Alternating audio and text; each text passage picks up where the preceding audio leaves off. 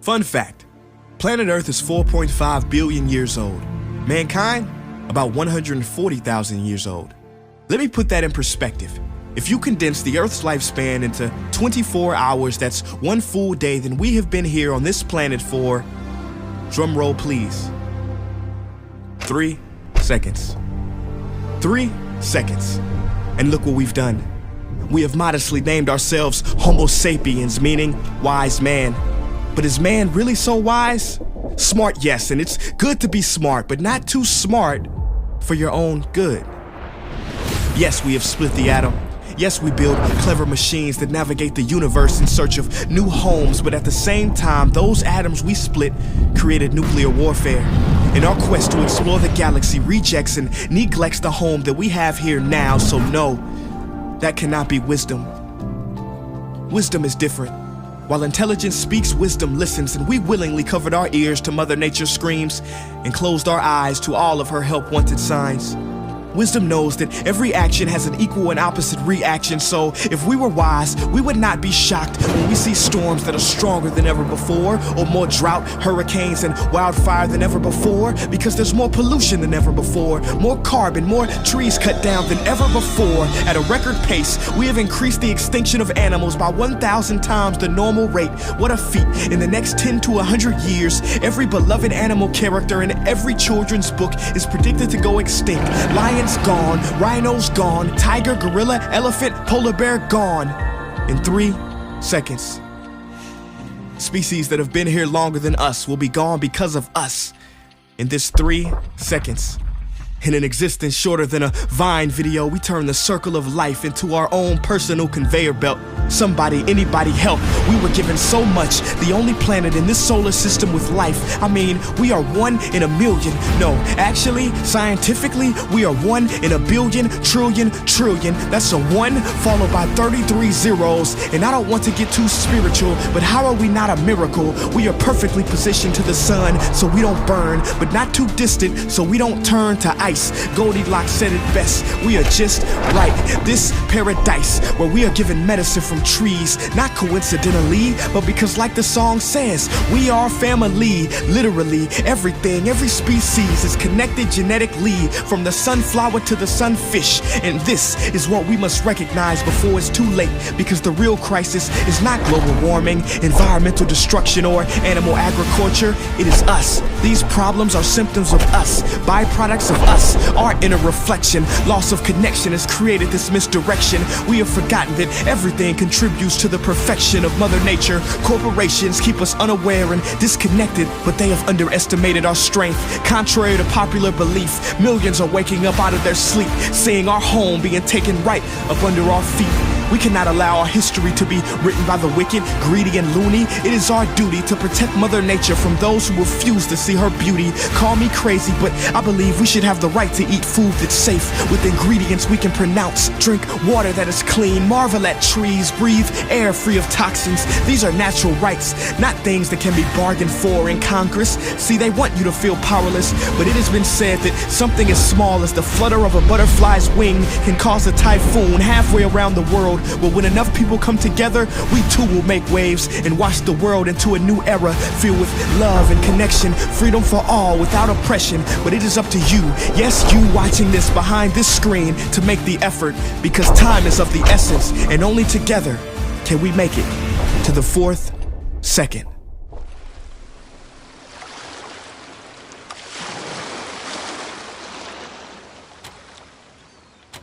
We can no longer rely on those who have polluted our air, water, and sea for a solution. There will be no Iron Man coming with a super technological fix to save the world. In fact, we cannot save the world, but we can recreate the world. We must do something about our trees. Trees are so important to this planet. Destroying them is causing more than 7 billion tons of greenhouse gas emissions each year. If we don't stop the destruction of the world's forests, we will not be able to solve climate change, period. For the past year, I've been supporting Stand for Trees, a platform that puts the power of change back into the hands of the people. They allow you to take responsibility for your carbon footprint and directly protect the threatened forests, forest communities, and wildlife of the world. If millions of us support Stand for Trees right now, we could actually do something about climate change and environmental destruction. Only through the collective actions of us all will we have a future full of forests, forests that are full of life, and a planet that is full of harmony. Please join me and go to standfortrees.org to save a forest and to save our future.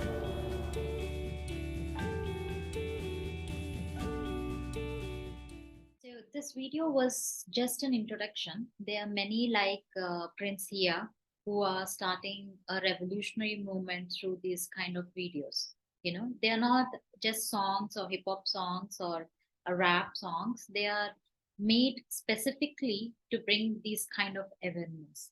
So I decided that at every session, I would like to show his work which are very important message for the whole humanity itself. So let's get started with the methods of manifestation.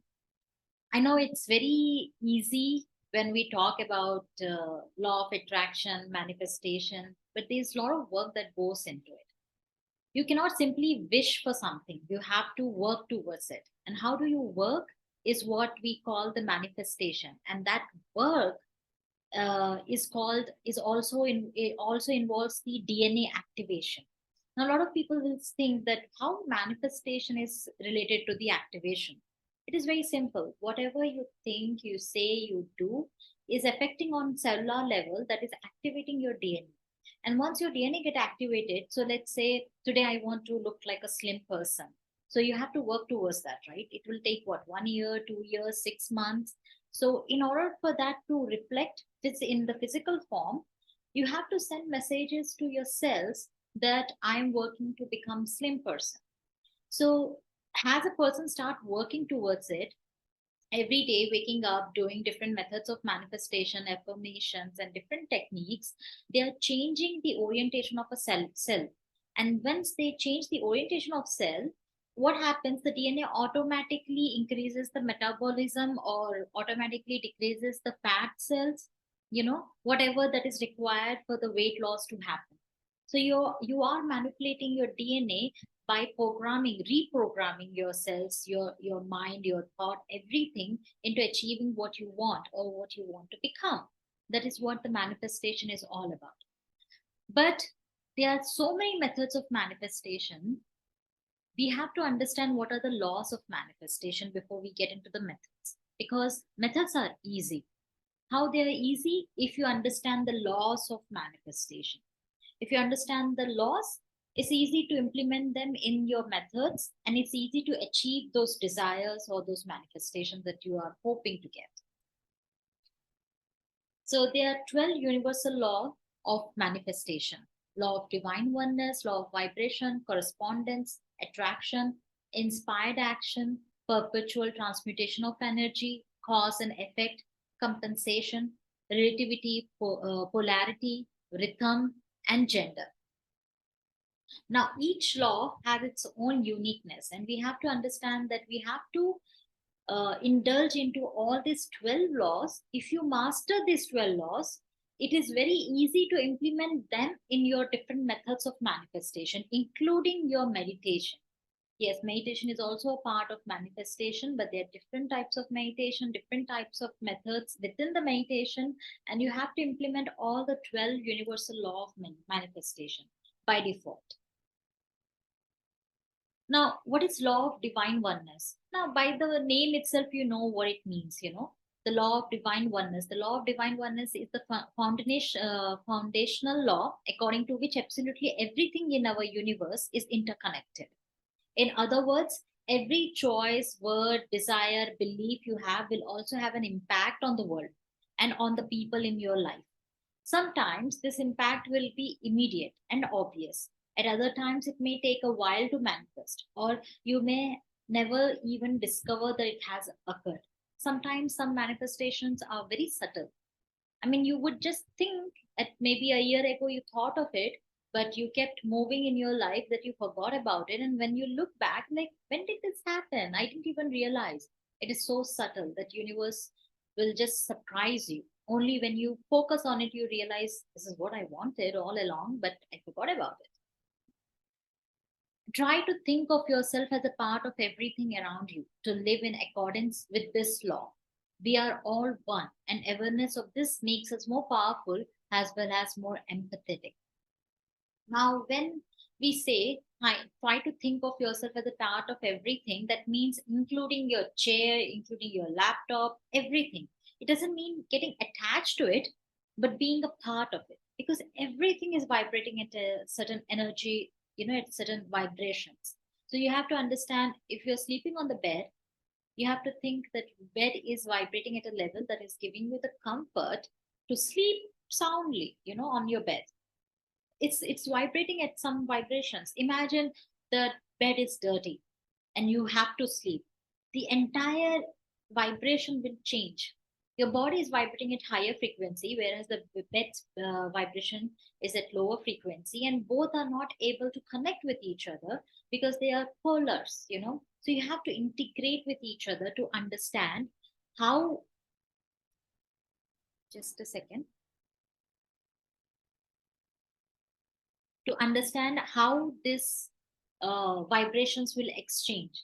You can integrate with a lower vibration and still live happily and peace. That is how you have to bring yourself. It's not always about becoming positive or becoming negative or becoming lower vibrations. It's about integrating with each other. And that's what they call, they talk about as a part of everything in this world. Yeah, Walmart. I think somebody has to mute themselves. I'm sorry, guys. Please make sure that you all are in mute. Otherwise, I will not know who is talking, and I'll get this. Sorry. So this is what the divine oneness is all about. Now, how do you implement these oneness? How do you implement this in your regular life? How do you understand this? Now, for example, if let's say you don't like a person, for example, okay, but you don't want to go down to that lower frequency level, you want to be in a higher frequency, and you don't want to indulge in hate or dislike or anything. So you have to question yourself and to the universe, how can I show more compassion or acceptance towards those I don't understand? Or what would love do? Just think about, there is something called love, and you're in the shoe of love, and how do love approach that situation or that person? Once you put yourself in that category, things changes immediately. It changes for you and for the opposite person too. Believe me, because when the vibrations are changing, they have the ability to divide. Like in the last class, in the last session, sorry, not the class, in the last session, I mentioned how all the cells are replicating and dividing. So imagine there is a negative energy, right? So if there is a negative energy, it replicates faster than the positive. Positive also replicates fast, but the negative and positive have some few seconds of difference. So what happens when negative is replicating faster, is dividing very quickly? What it does is that it leaves it dissipates the energy outside. It's a more combustive in nature. So let's say there are two fingers, it's replicated into 4, into 8. Now it's replicating faster. But if you come back, the cells that has been the parent to the replication, those cells are dying because there's no base. The energy is dissipating. When they are replicating, they are also releasing the energy. So the energy is never staying there. So there is no crystalline formation of these cells there. You understand? I hope I'm making sense to everybody. It's little complicated, but I'll try to make it more simpler. So the cells here, which are the parent cells, they are dying because the energy has been utilized and they have no base anymore to survive, to sustain. So the negative energy has it replicates faster, but the base is always dying. It's dissipating. It becoming very distorted energy there. Whereas the positive, though in a few seconds late it is replicating, but when you come back to the parent cells, they are still in their crystalline formation. because the base is very good. The energy is internal revolution, the internal combustion. It's not outside, it's not external combustion. So energy is always preserved within these cells. So whenever you come back to the base, you have more room to create more new energies within those cells, within those parameters. You don't have to go out and search. It is always recycling, it's always expanding within itself, and it's always evolving at the same time, but without creating a distortion to the other areas or with beyond their areas. Whereas negative, wherever it goes, it creates more distortion. And whenever you come back to the base, the cells are already dead because they have no more energy. So, what happens in oneness is that when you're living in the divine oneness, everything is connected. You're coming back to the source. Though you're evolving as a species out, every time you come back to the source, there's still a lot of energy left. It's still vibrating at higher frequency.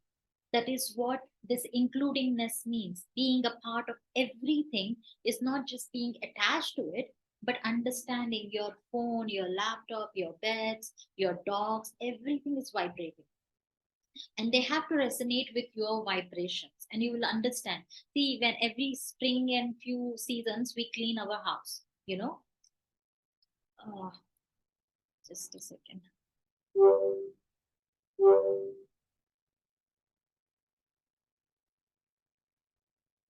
I'm sorry about it. Just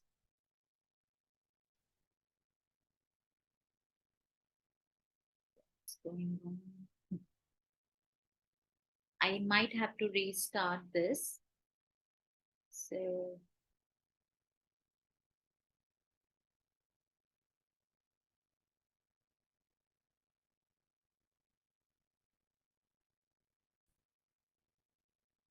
the ancient so the ancient Greek temple of Apollo at Delphi was referring to this great law of correspondence. In the inscription, know thyself, and thou shalt know all the mysteries of the gods and the universes and the universe. Sorry. The law of correspondence says your outer world is a mirror of your inner world. Your outer world corresponds to your inner world. Your outer world of your relationship, especially with your children and spouse, simply corresponds to how you feel about yourself and how you're doing. Now, the law of correspondence, I'll put it in a very simple way. It is much easier to understand that way. Uh, let's say you are in a relationship. It is, I'm saying this out of my personal experience. So a person is consistently doubting you. Okay, who you're talking to, who you're texting, though you're not doing it, the person is always in, apprehension. They have a doubt. Okay. So whatever the fears they have inside, they're projecting into their relationship by doubting that doesn't exist. It never exists, but they're consistently doubting that there is something going on, or she or he is not telling me. There's always something happening. I shouldn't trust that person. I shouldn't let her go everywhere. I should be a bodyguard. I should be this. I should be that. So whatever they have, that complexities in their mind is projecting through their doubts and fears, and that becomes their reality, because eventually that person will leave them. Because why? It's a very simple thing, because you're consistently doubting, you're not trusting. So your insecurities are projected out, and the opposite person is responding to those insecurities.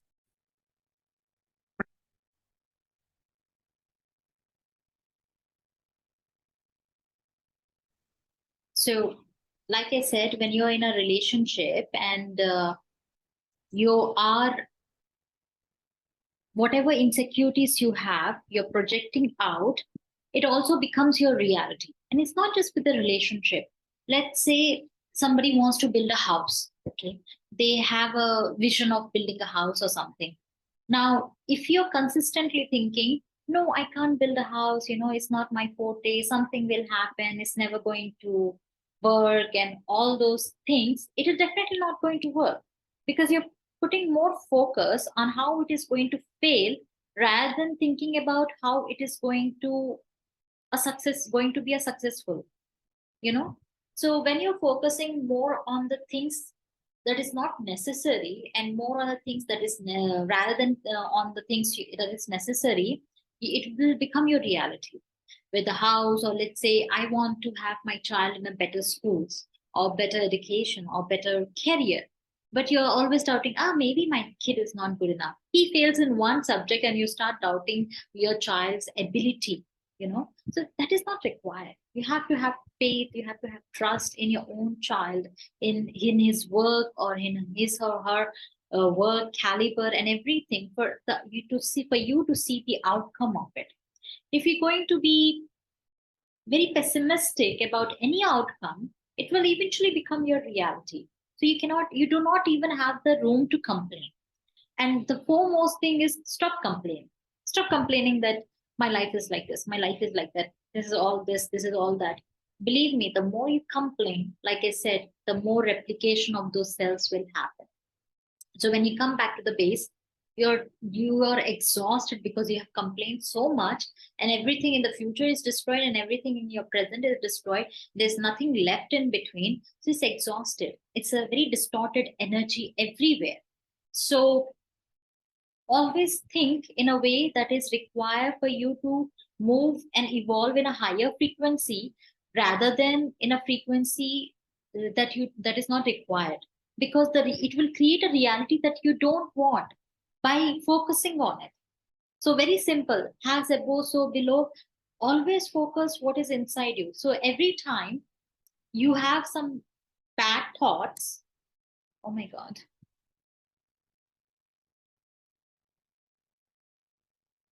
this is incredible. So every time you have some kind of a bad thought, always remember that, go back, take a minute, go back, sit in a very calm room and write it down. What is that bothering you? Is it bothering you that you cannot be a healthy person? Is it bothering you that, tomorrow this and this going to happen? Write it down and write the opposite of it. Once you write it down, write opposite of it in another paper. Now, what are you going to do is that burn this fears, that doubts and fears that you have, burn them. Just let it go, and then start focusing on how this feeling, like, oh, tomorrow finally my home is ready and I'm going to have a good housewarming party. Now, you may have a doubt, but this is what I'm going to suggest you to do. Start feeling that moment when you're going to walk into that house.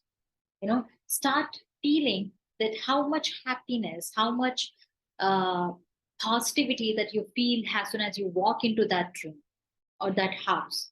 Start vibrating. Sit for a few minutes, visualize it, start feeling it, not just visualize it, live it as if you're already there. And this is a proven science. A lot of people during the Olympic Games, especially Olympic Games, all the athletes are given this test, visualization is by default for every athletes in Olympics. They are trained to do this visualization right before they start their sports or whatever they're into. It helps them to build that vibration. That's why Olympics is so tough to win, because every athletic is vibrating at that motion. I want to win. I am going to win. So imagine when there are so many people are competing with each other who are vibrating in the higher frequency, who have done this kind of exercises. They are pro. They are the best because they are living it. They have lived. They are still living, and they continue to live in that vibration. So it is very difficult to win that kind of games, that kind of competitions, and it's a great deal. This is the reason it is a great deal, because all the athletes are put through different methods of manifestation before they hit the ground, before they hit the field. They are that good at it. The companies are spending so much money in helping the athletes to go through this kind of manifestation exercises. And if they can do it, why not we simple humans can do it? It is that easy to manifest. And that is why these laws are so important for us to implement in our daily life and understand how these things are going to work, and how do you resonate in that frequency and attract what you want. The fourth law is the law of attraction. What you think, you create. What you feel, you attract. What you imagine, you become. It's very simple. Think and create, feel and attract, imagine and become. Like in my last session, I have mentioned that I would say, I would think, oh, I want to have a chocolate. Now, I don't want to go out and buy because I'm too lazy or whatever that reason may be. But I just thought of it. And suddenly some person will come and like, hey, this is my birthday, have a chocolate. So that thing became my wish, and that my wish became my reality. Why? Because I'm vibrating. I'm vibrating of having that chocolate. I felt it, that how would I feel if I had that chocolate on the tip of my tongue? I would love it. I would love it. And out of nowhere, the universe just played its role and got me the chocolate. It is that easy. If those simple things can be manifested, I believe all others can also be manifested. It is very simple. We just have to understand how to vibrate in these laws. Once you understand these laws, it is very easy for manifestation. It is that simple. So you sit and imagine, I want to have a beautiful dress. This is what I want. I want this kind of a beads on this sari or that sari or whatever. And you start vibrating at that. So you go to the shop and you find that sari. Everybody will tell you, no, you can't find that type. Everybody will criticize you. But the moment you walk in, you find that exact thing for one reason, because you manifested, you mastered the skill of vibrating. You sat with yourself and you discussed with yourself, like, this is what I want this, and this is how it is going to be. And you believed it that it's going to be there with no doubt in your mind. That doubt was not there. You believed in it. You have a complete faith in it. If that can happen, if your faith can do such miracles, imagine if you keep vibrating in that faith and you keep believing in it without having any doubt, you can manifest so many things. But like they say, your wish is my command. Be careful what you wish for. It's for a very simple reason. If a child will say, oh, I wish I can have a dinosaur. Now you don't have a book where they'll tell you how to tame a dinosaur. If that child's wish come true, where you'll keep the dinosaur? That's why all the wishes doesn't come true for this one reason, because humanity has not understood how powerful they are. you know if they are given an open book and they are ready to manifest whatever they want, they will never have a control over it. So the humanity first have to understand themselves, that what do they really want from the life, from this universe, from the oneness. Once they understand themselves, then the wishes can come true, because now the human has come to a point where there is an evolution. And that evolution, the humanity and the human himself who is manifesting is understanding, this is who I am, these are my priorities in my life, and this is what I want. And he or she is also understanding that how his actions are not just reflecting on himself, but everybody around him, the entire community, his entire family, everybody. So when humanity understand the concept that whatever we do also reflects out around us, then the manifestation, whatever you wish for, becomes your reality. Because now the human is not greedy, human is not stupid, human is an evolved, wiser being who understand the value of manifestation, who understand the value of asking what you want, what you don't want, who understand himself or herself within themselves, the very core of their soul, and that's what they're manifesting.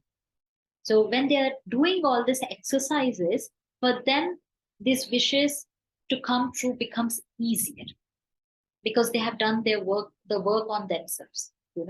And for the people who just like, I wish I can have a dinosaur, for them it doesn't come true, because they are just an ignorant child. It's not just I'm talking about the children, I'm talking about every person in this world who can just wish and it will come true, then it's not valuable. And they are ignorant child who doesn't understand how the universe works. So for them, there is a great deal of work to happen to understand how this spirituality, manifestation, and quantum jumping happens. The law of attraction is a law of nature. It is impersonal, and it does not see good things or bad things. It is receiving your thoughts and reflecting back to you those thoughts as your life experience. The law of attraction simply gives you whatever it is you are thinking about. Like I said, if a child says, I want a dinosaur, so imagine it happens, because the universe doesn't understand that if you can tame a dinosaur or not. It only understands the language you thought. I'll manifest. Your wish is my command. So instead of giving that power to the humanity directly, they are giving us the work, the stages of work on ourselves, on our spirituality to manifest. And that is what they're talking about. Law of attraction in another universes, in another world, it is very easy because they are evolved beings. They are not like us. They are not greedy. They are not war oriented beings. They are more peace loving beings. So for them, manifesting something is much easier compared to us, because they have already worked on themselves. They are in seventh dimension, sixth dimension, ninth dimension, and so on, that they don't need to go through all this process, whereas we do. So whatever they think, it happens for them. It's not bad or good, it's just happens. We are living in a reality where there are polarities. But beings in another world, they don't necessarily live in polarity.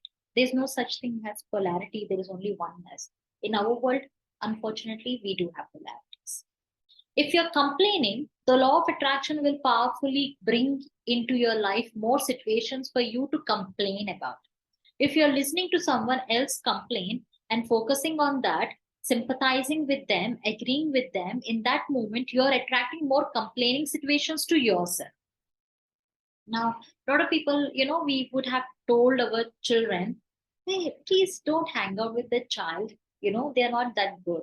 Or don't do this, is not very good. Why? Because as a parent, we always know that, okay, if the child hangs out with that person, uh, he will attract more troubles. So why do we use these terms? He will attract more trouble. So she will attract more trouble, because that opposite person is resonating at some frequency, and your child is not protected. So he get influenced and he resonates at his or her frequency, and they automatically start attracting more trouble. So that is what they are saying here. Even if you sit and listen to somebody who is complaining and you're sympathizing with them, you are automatically going to vibrate in their level, and you will always end up in a situations where you are also started complaining about things. So when you come across such people, I wouldn't say just walk away from them. I would rather suggest you to find a way, where you can uh, help them. How to not sympathize with them, empathize. Maybe you can empathize, but not sympathize. Don't ever feel sorry for somebody. The reason you shouldn't feel sorry for somebody is because sorry is a very lower vibratory thing. Whereas thank you, being grateful, is a high vibrations, So don't sympathize. Try to understand their situation. And if possible, try to help them by saying, like, maybe don't complain. Maybe you can do this. Maybe you can do that. But don't indulge yourself into too much of doing things for them. Because what happens is that you end up doing things, a lot of things to them, for them, and they start taking advantage of it. You become a giver person, and they become a receiver, and they don't ever return anything to you. So it becomes a very toxic relationship where you're consistently doing things for people, and you're never getting anything back. It's okay if you don't get back, but what happens is that this person become a dependent. This person will come, oh, today this happened, again this happened, and again you sympathize, again you feel sorry, and again you do this thing for them. Okay, and tomorrow everything is okay, and now after 2 days later they're coming back again and telling the same story again. So there is no evolution process for them, and more likely you're also devolving with them without your conscious knowledge. So never engage with the people who are often complaining. If possible, push them to change their mindset. If not, help them once or twice and move away. Detach from that, because the more you're connected with them, the more problems you're going to have eventually. The law of inspired action. Law of attraction practitioners regularly say that they wish they had known about the law of inspired action at an earlier stage. These two laws are tightly bound together, and the inspired action law tells us that we must actively pursue our goals. Many people think that visualizing a goal and developing a positive attitude towards it will be sufficient to exploit the law of attraction. However, you always have to take an inspired steps towards that thing that you want. Whether it's a big or small step, it instantly helps you to attract that relationship, job, or enhanced abundance you seek. Uh, Now, what is inspired action? Like they said, you have to do the visualization, you have to think positive. But along with that, you also have to take an inspired action. Now, there are two types. One, you take an action. One, you take an inspired action. The best example will be, let's say, you want to become a doctor. Now, you got the seat, you achieved it, but how did you achieve it? Now somebody comes to you and say, like, you have to write this exam. If you write this exam, you will become a doctor. Now, in the beginning, what you did a visualization and you kept your mind very clear. I'm going to achieve it. There's no doubt about it. I'm focused. There are no doubts. There are no fears. That is the best thing you have done. You have a visualization that you're walking into a medical school. You're wearing that white coat. You have achieved it. Now, apart from that, that inspired action is not just studying for that exam, but you're actually going to the hospital and you're observing how the people around the hospital are doing things.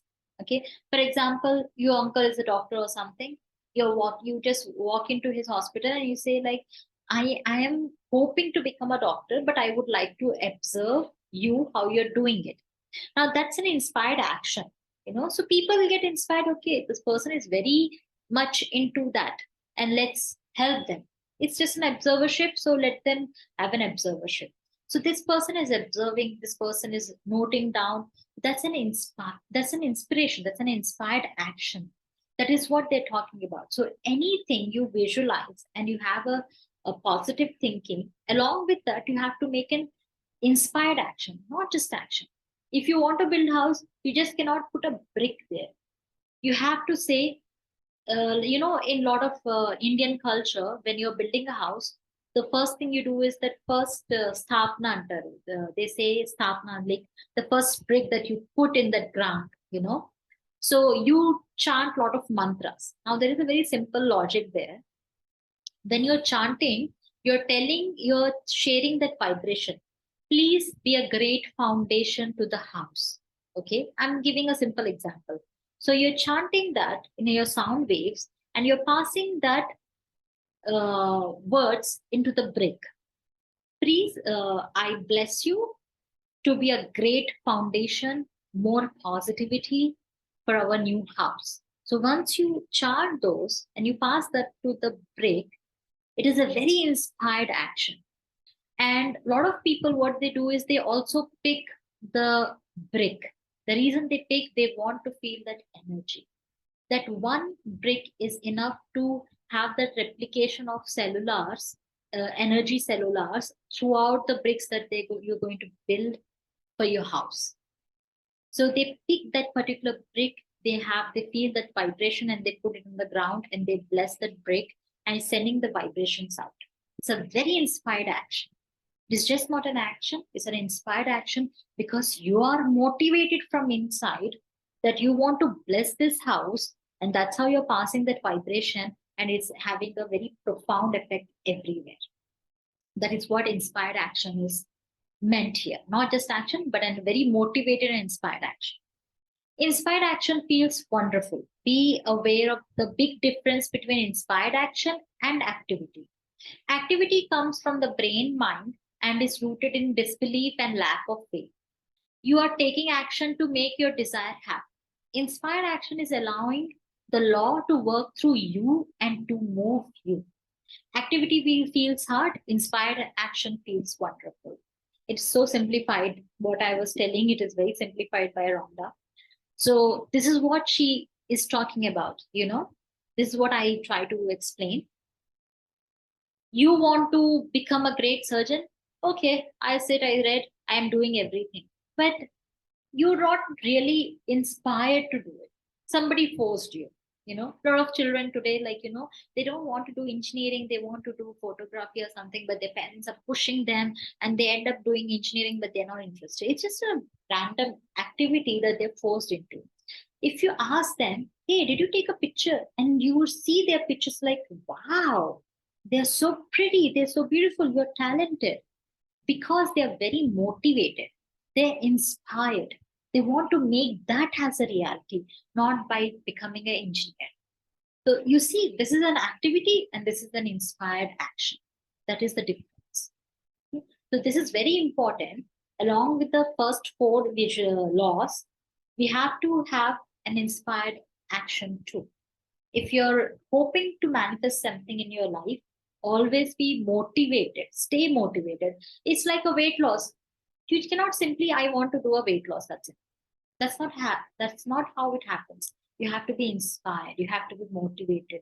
Everything you eat is like, think what I'm eating and energies. You know, it's creating a good vibrations. My cells are replicating in a good way rather than in a non-good way. They're replicating in a higher vibration ways. So you're inspired. And once you're inspired, you automatically start losing. You don't lose weight, you become more healthy. And every person who looks at you, even though you are not very slim and trim, they're very happy to see you because you're healthy. A healthy person don't need to be very thin and very fat. They just need to be vibrating at a higher cellular level that gives a very good physicality. Believe me, I have done that. I know, even though I'm little fat, but I'm when I'm vibrating at higher level, people will say something about you, you know, I think you lost weight. They think they lost weight because I'm always laughing. I'm very comfortable in my body. I'm wearing anything and I'm very comfortable about it. I'm not feeling insecure. Oh my God, from here my fat is showing, from here that is showing. No, I'm very comfortable. So once you become comfortable in your own body, people don't realize that it's not about the weight loss, but it's about your thinking, how you're thinking inside, you're manifesting out. Six, the law of perpetual transmutation of energy. The law of perpetual transmutation of energy. As energy, we all have the power to change any condition in our lives. Producing a higher vibration consumes and transforms lower ones. This means we can change the energies in our lives by understanding the universal laws and applying their principles that will produce change. Now, like in the first law, like I have mentioned, that when you want to be included in everything around you, you have to take a step back and ask, hey, happy emotion, how would you react to this? And the happy emotion will answer you back like, ah, this is how you react to it, you know. So this is what the transmutation of energy happens, what I'm talking about. Hmm, what is the best examples? And the reason I'm giving examples because it's very quick for the brain to understand when you simplify with examples. So let's say, like, you know, few years ago, India was not in a great condition. You know, we had a lot of economic loss, recession, everything, but today India is booming. You know, it is booming, that every country wants to have a deal, wants to have a market in India. It's a very simple example. Every time people criticize Indians, oh, Indians sit down and eat, they eat with hands. But today, all over the world, they're respecting yoga. They're respecting the methods of sitting down and eating. The Westerners, every person around the world, they are telling Indians that why we follow these systems. You know, so once upon a time, our status was this lower vibration. And today, our status is high. Not because we became rich, but we became rich in our resources. And resources include everything: our thinking, our understanding, and our giving capacity to the others. So we have transmuted our lower vibrational energy of lacking things into giving things. Today, we are at a point where we can give and provide to a lot of countries around us. We have reached that. We have transmuted our lower vibrational of not having things into having things, not just in the form of agriculture, technology, but also in the military, the weapons and everything, the nuclear power, everything. We have matched up to the expectation that people have never thought we will ever reach. That transmutation happened. This is a very big example. So imagine if a country can do that, what will happen if every human being on earth wakes up and understands the significance of transmuting energy from lower to higher? What will happen to the earth? The entire earth will start vibrating in higher dimensions, higher frequency. You know, the law of perpetual transmutation of energy states that everything around us is in constant flux. You know, electrons are always exchanging. There's no such thing called negative or positive. You have to understand there is a complexity in this, and it's very deep. So I'll not go into it much, but I'll explain this.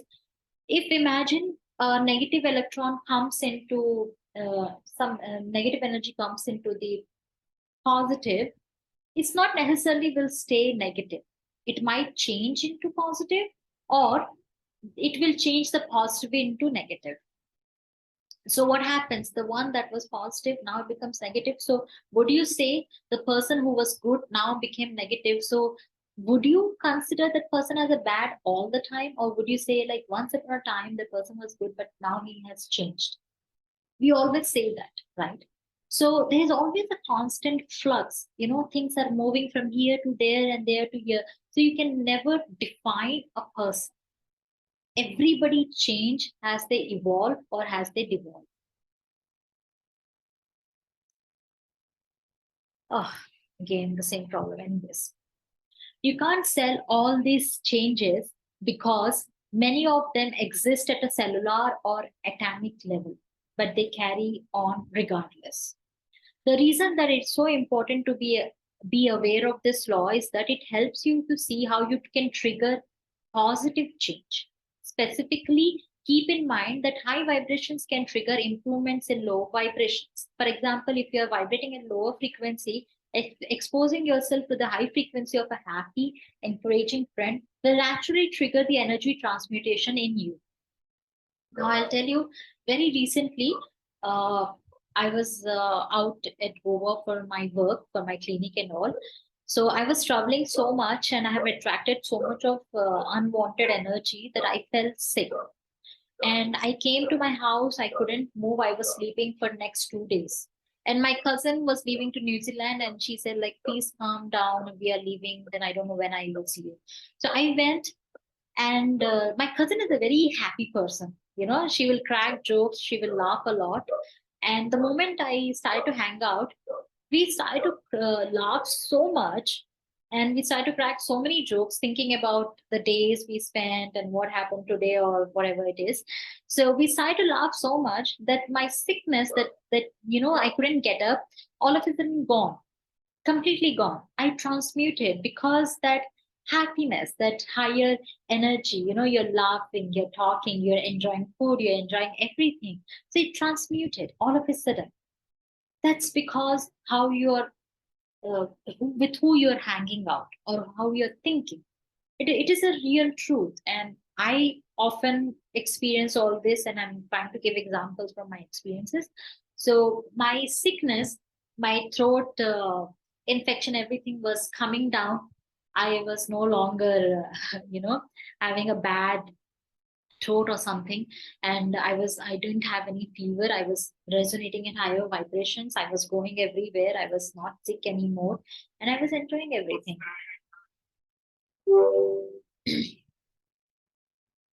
The seventh law, the law of cause and effect. The law of cause and effect: if you do what other successful people do, you will eventually get the results that other success people get. Now, it's very simple. Actually, there was a time uh, when I was in Moscow, and I heard stories like, you can do something simple thing and you can sell that, you can make money. And I was like, is it possible? Who is going to buy it? So I remember a friend of mine. Just a second. Oh my God.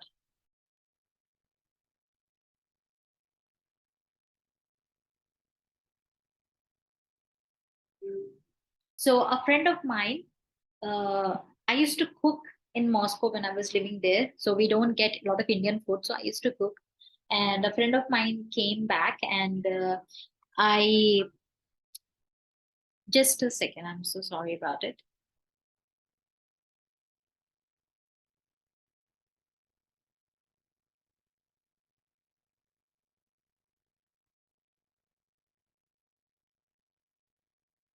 So a friend of mine, uh, I invited him, and I fed him this rajma chawal. It's a very simple thing.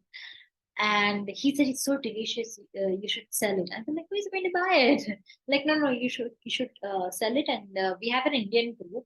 You should put it in the group. So what I did was like, okay, I just took his word way to granted, and the corona hit, and I have to make some money. So what I did is that I would make a list of the things that I have, and I would say, okay, I can make this food, and I made a small flyer, digital flyer, and I put it in the Indian group. And all of a sudden, people started to message me that they want to order this food from me for this day. I usually keep on Saturday, Sunday, this is available because I'm not running a restaurant, so I have to make it on particular days. And I started to make money. And then after a few days, I realized that once upon a time, when people were telling me that you can make money from things that you can do, maybe you can make a jewelry from at home and you can sell it online, or if you can make a mehendi and put it for, because a lot of Russian would love that. So these are tiny tiny things people would say, or if you know yoga, you can teach people to, the Russians love yoga, so you can teach them and you can make money out of it. So I heard these stories, but I never thought that it can happen. I thought, who will do that? Who will hire me, or who will take things from me, buy things from me? But it was a very simple, a successful thing that happened. So when I also participated in that, I found the success in it. So the law of cause and effect is already, that is done. If you do that, the chances of getting a success is much higher. And it's not just with the business, it's with a lot of other things too. Now, like with relationships or with your career, everything, you see the effect. Nothing happens by chance. For every cause, there is an effect. And for every effect, there is a cause. You create your life. Be deliberate and cause the effect you desire. Now, this is also like a correspondence, what has above, so below. So let's say I did something good to the person today. I don't know that person, but I randomly did some kindness act. Now that person did the same kindness for somebody, and it came back to me. In the end of the day, I was at trouble and it came back to me, and somebody helped me, And if you look at the lineage, I started the cycle, you know, that cause had an effect. It is not just karma. Now, a lot of people say, when we talk about karma, everybody says, it's a bad karma. No, karma is never bad. Karma is never good. It's what you do. It's a cause and effect. You give good, you get good. What you sow, what you get. It's very simple. There's no such thing called bad and good. It's very simple. Universe doesn't understand the word bad or good. It simply understands what you have caused and its effects. Like the nuclear explosion, the atom bombs, Hiroshima, Nagasaki. Look at what it has created today. More wars. The World War II created more wars. Is it ever stopping? No, it's a thought that has affected us. Now imagine creating a world of peace. Princess Diana was more into it. They're like, let's create more peace and peace and peace. So when you create this kind of a peace and all those things, you have that ripple effect everywhere, because it's replicating. The cells are replicating. That's what the law and cause effect means. The eighth law, the law of compensation. The law of compensation. I love Proctor, Bob Proctor. He is no more. We lost him last year. Now his entire institute is run by his colleague. But you should listen to Bob Proctor's many talks and many ways about manifestations and laws. He has spent around 30, 40 years or more than that in this manifestation. He is a amazing motivational speaker. Your people will kill to have his to attend his session. Unfortunately, I never got to attend any of his live session, but there are a lot of recorded sessions on YouTube and many other places. He has written a lot of great books, and but he is a great motivational speaker, and you should listen to him if you ever get time. The law of compensation. The universe fills up the empty space or vacuum with the things that we desire. But first, we will need to create a space for it to happen. We need to constantly focus and energize the good things in order to get the outcome that we want to achieve. I'll simplify it.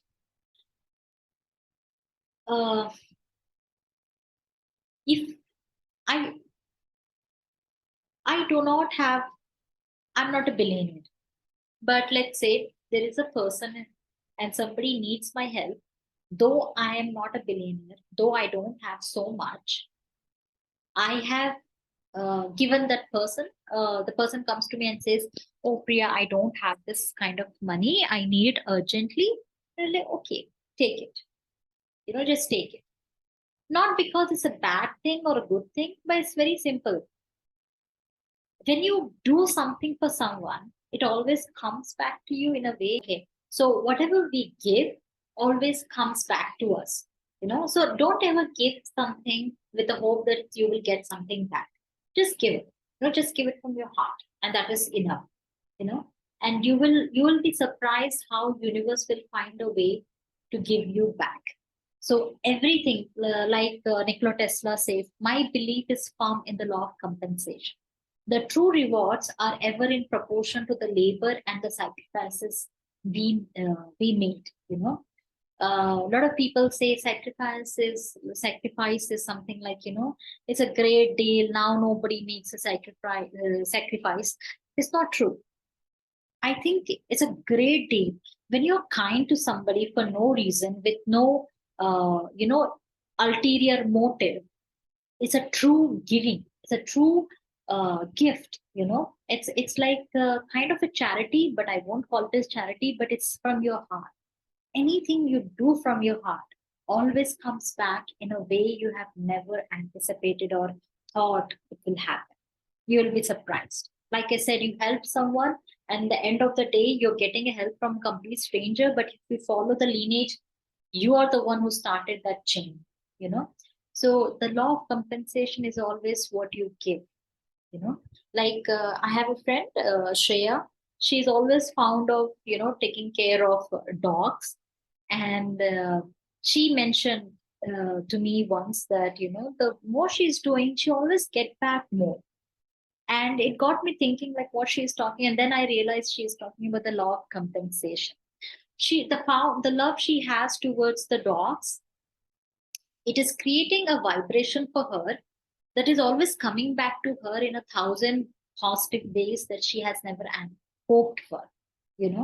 So this is what the compensation do. You in order for you to have something, you need to create a room. If you become a greedy person, there's no place to keep those things. It becomes a very tight space, and there's nothing you can get there.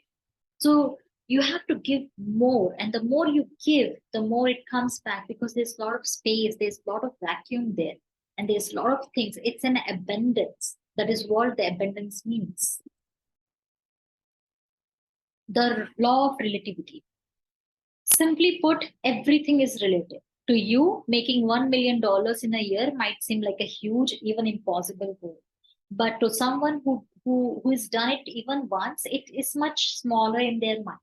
To someone else, it might seem like a very small number. If you're looking at a problem and hyper focusing on it, it can start seeming overwhelming and like that problem is everything in your life. When this happens, you want to take a step back and see it related to life and the world. Keep taking steps back until you can minimize just how big of a deal it seems, and then return to working on the problem or challenge while maintaining that perspective. Now, like in earlier laws I have mentioned, the more you're complaining about it, the more bad outcomes. You also become, a complainer. Not just complainer, you become a complaint. Somebody else is complaining about your very existence because you keep complaining, and like, okay, please take that person out. He's always complaining. You become a complaint, right? So rather than focusing on what you can't do, focus on what you can do. And like I said, in earlier law, they have mentioned you have the things that has already had a success. If you do the same thing, if you follow the successful people, you become success, not because you're following them, but you're noticing how they're becoming a successful people. If they're waking up early in the morning, 5 o'clock, they're disciplining themselves. You try to do that, you will see how they are utilizing their time. They're not wasting on unnecessarily people. They're putting their energy and time to the things that is necessary. If instead of watching Netflix and all those things, if they're putting their time to reading a books, participating in a community, doing something greater, they're becoming successful because they are networking. They're becoming a part of society. They're understanding how society works. They understand how the market works because they're interacting with the people. So for them, now they know, okay, for my business, this is the market, because they have done the work. The groundwork is interacting with people, making that network, making that people understand, and you and them, for them to understand you. And that's how you create a market. So instead of sitting and watching Netflix and everything, they're going out and they're disciplining themselves to become a successful. And when the same methods are applied by the others, they find a very relative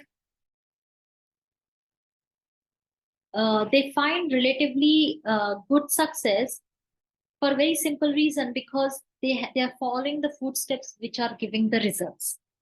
Okay. And here the same thing they're saying, if you have never made $1 million in a year, it will be a huge deal. But once you make that $1 million, it becomes an easy task, because now you know how to make it. Now you know the recipe of it. It is that simple. It's very simple. You wake up and like, okay, I want to have another million today. You know it. It's like a 10 rupees, it's like 100 rupees. I will just go cook something and I'll get 100 rupees. Okay. I know the recipe. I have done that. I've been there.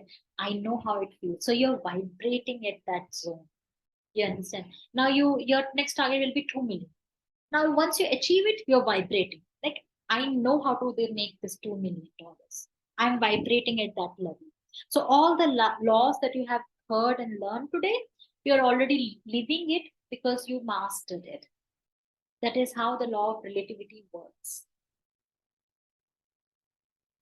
The law of polarity. Everything that exists has an opposite and can't exist without it. The only separation is what side of spectrum it exists on. For example, we all have a form of mental illness, in my opinion.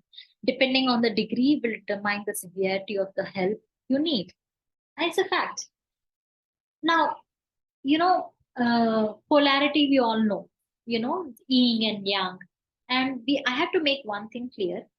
Our universe works in the form of yin and yang. But there are many other universe that doesn't work in the form of yin and yang. The laws of their manifestation completely will differ compared to the laws of manifestation in our universe. Because, like in my last session, I have mentioned about how the universe works. Like, this is a small universe. becomes a sub-universe, and then becomes a big universe. Okay, so maybe our big universe is working in a yin and yang form, right? So this yin and yang form will become your polarity. This will become your laws. So everything that relates to this yin and yang universe will become a laws. They are laws, and you have to follow those laws to manifest. Now, if you go to another universe, they may not resonate in the yin and yang form.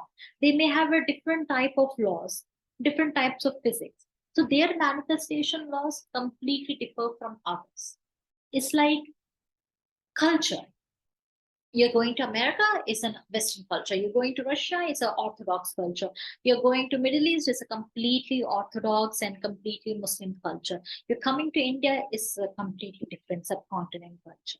You know, so everything is different. Within our world we have so much of polarity. Imagine there's so much of polarity all across the universe. So there are different laws. In our law, there is a law of polarity. So everything that is good, there is an opposite to it bad. If it is happiness, there is an opposite to it sadness. Everything coexists. There's nothing like high and low. That is only our thinking. Like today, so many bad things happen. Tomorrow, this is happening. It's only our mind. We are a prisoner of our mind, unfortunately. So everything coexists. Nothing is bad and good. See, if you look at this picture now, you see there's a man and there's a woman this side. But if you look at the demarcation there, where there is a white and orange meeting, you see the electrons, the protons, everything are exchanging there. So a few minutes ago, a few seconds ago, whatever the negative is may have become a positive, whatever positive is may have become a negative. Though they are existing in polarity, you cannot really define this is a bad or good. They just exist in our mindset. Okay, this is morning, this is night, this is bad, this is good. Okay, and I have to talk about this mental illness. The example they have mentioned, the degree will determine the severity of the help you need. Now, I would suggest the best example is sociopaths, psychopaths, rapists. Now, today we have a lot of child molesters, pedophilics in our world, unfortunately. Now, this, when we think about it, we're like, no, we don't have that kind of thinking.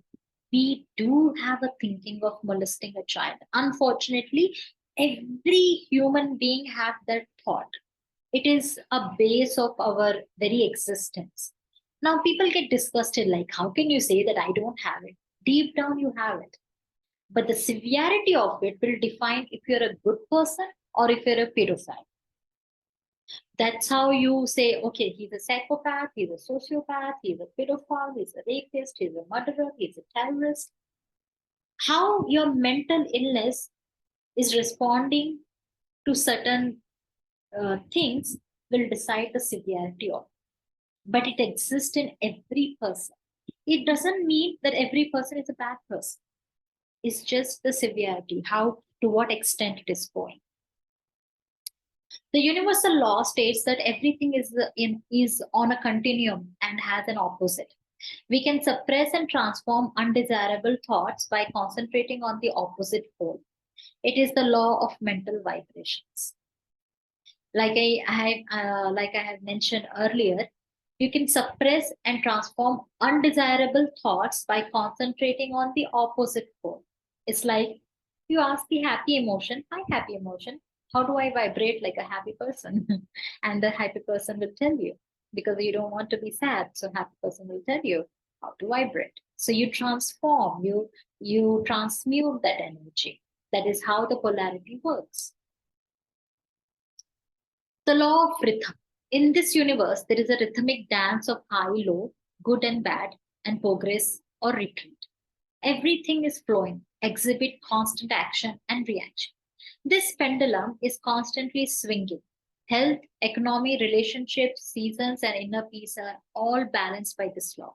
This movement should be harmonious, agreement, complement, and supplement each other. This movement is law of rhythm. Now, If you have seen the pendulum, very recently I saw a video where the pendulum is going in and out of a hole, but that hole that is also moving. The perfect timing of the hole to come in that position when the pendulum is also going through without actually you know uh, uh, crashing with each other. That is a very phenomenal thing to happen. That is a perfect timing. That's what we say, perfect timing of the universe. Without crashing into each other, the hole is that hole through which the pendulum is going to go through is also rotating, and the pendulum is also rotating. Both are dancing at their own rhythms without crashing with each other. So that's how everything in our life works in a rhythm. If you're having a bad rhythm, you will resonate in a bad rhythm. Let's say every day you wake up, you have a fight with your spouse. You will rhythm in that. You'll not just fight with your spouse, you'll fight with everybody. You'll fight with your neighbors, you'll fight with your colleagues, you'll fight with your workers, your servants, everybody, because you're vibrating at that rhythm. Change that rhythm, understand that rhythm. Like I said, talk to your happy self and ask, what would you do? And the answer you'll get. And change that rhythm. You'll understand you're changing the rhythm of everything. Every season you're happy, everything you're doing, you're happy, you're vibrating at happy way that you are losing weight, or you may not lose weight, but you look like you have lost weight because everything in you is going through a rhythm of happiness, of joy. It has changed your cycle. Seasons, cycles, in breath and out breath, rise and fall, birth and death. These rhythms connect the two extremes and constitute an order of renewal in the universe. Mood shift, mental imbalances, negative cycle. Positive emotions of faith, generosity, kindness, patience, love, courage. The key, strong will and non attachment. It's very simple. You want to have a good rhythm in your life, to be grateful. Grateful is the one of the most powerful emotion in this world. It is like a divine, it is equal to the divine notion, divine beauty.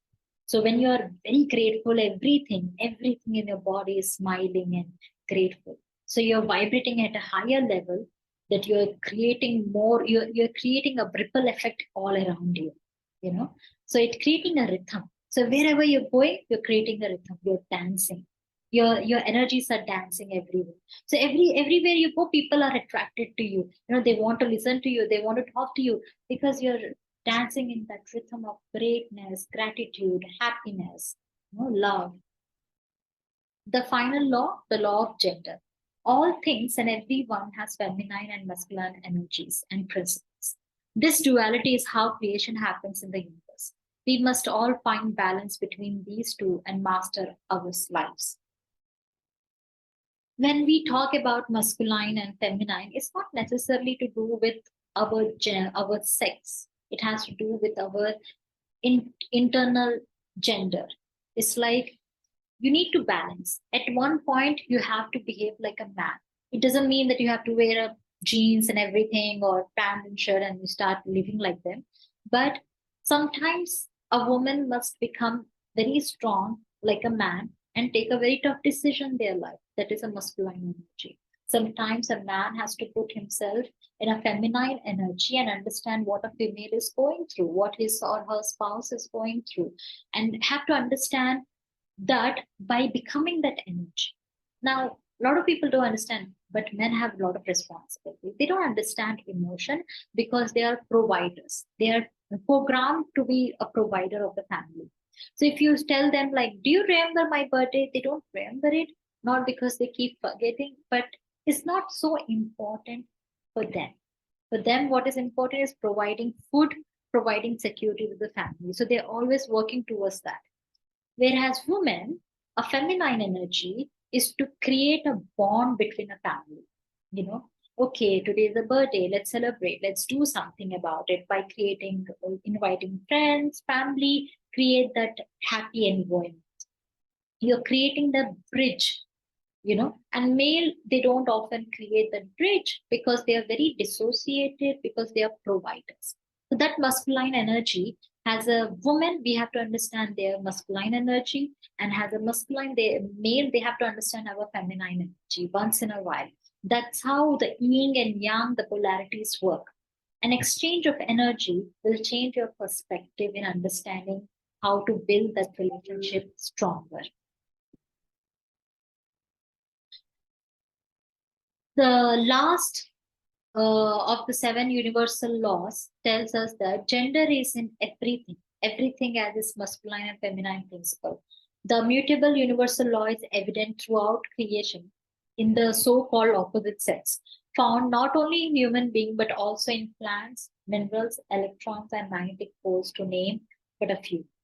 Everything and everyone contains both masculine and feminine elements. Among the outward expressions of feminine qualities are love, patience, intuition, and gentleness. And of masculine qualities are energy, self-reliance, logic, and intellect. Like I said, women are more into the creation. Feminine energy are known for creating. We are reproducing. We have the ability of creating love, patience, intuition, gentleness, creating that bridge. Masculine qualities are energy, self-reliance, logic, intellect. They're providers. They want to find a way to create path for their family to whom they're providing. Know that within every woman lie all the latent qualities of a man, and within every man those of a woman. When you know this, you will know what it means to be a complete. When we talk in Indian culture, when we talk about marriages, it's not being complete just in a sexual way, but complete in understanding your counterpart and your female counterpart. You start exchanging that energies by understanding, okay, this is my husband, he thinks this way. You immediately know what his thinking capacity is, what he's thinking, his logical, or what he's going through, where I have to come in the picture, and how should I help him in creating a better family bonds, relationships, or outer relationships. This is how a husband and wife work together, by understanding each other's masculine and feminine energies. So today in this session, we have covered 12 universal laws: divine oneness, vibration, attraction, correspondence, action, cause and effect, compensation, perpetual transmutation of energy, relativity, polarity, rhythm, and gender. In the coming session, I will let you know the dates. In that, we will be talking about method of manifestation. But I would highly suggest that you all can go through the 12 universal laws on internet. You'll get a lot of information on internet. Go through them, understand it, because in order to manifest something and follow those methods, you have to master all these universal laws. You have to start participating, like start experimenting on yourself, that how do I become a law of divine oneness, how do I become a law of vibration, how do I implement them in my day-to-day life. Once you do that, when we talk about method of manifestation, it will become very easy for you to manifest, because you have mastered these laws. It is very important that we understand these universal laws. This is why I have divided this session in 2 or 3 parts, because they are very vast and deep topic. It cannot be covered in one session. As you can see, it has taken us a lot of time with some breaks in between. So is there any questions I can answer?